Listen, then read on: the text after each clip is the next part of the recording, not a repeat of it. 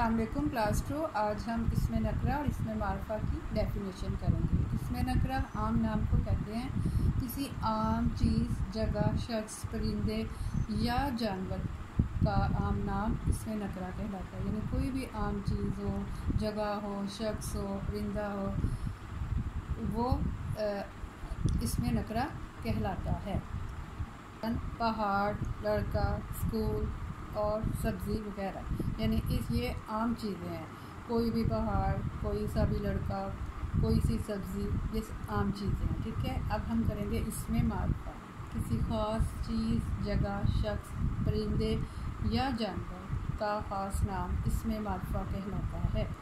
मसलन कायद-ए-आज़म, केटू पहाड़ और भिंडी वगैरह। यानी कायद-ए-आज़म एक ख़ास शख्सियत का नाम है। हम कायद-ए-आज़म की जगह अल्लामा इक़बाल भी लिख सकते हैं, और किसी जगह का नाम लिख सकते हैं। ख़ास शहर जैसे लाहौर है, लाहौर, कराची है, इस्लामाबाद है, ये ख़ास शहर है। मुल्तान है।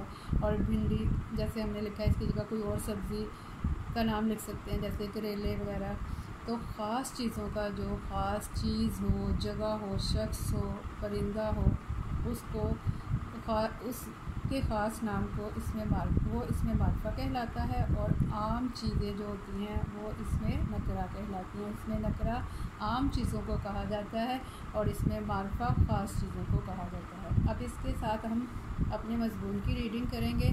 मज़मून आपकी बुक के पेज 52 पर आपको कुछ अल्फाज दिए गए हैं, उनकी हेल्प से आपने मज़मून लिखना है। मेरा घर। अददगार अल्फाज की मदद से अपने घर पर मज़मून लिखिए।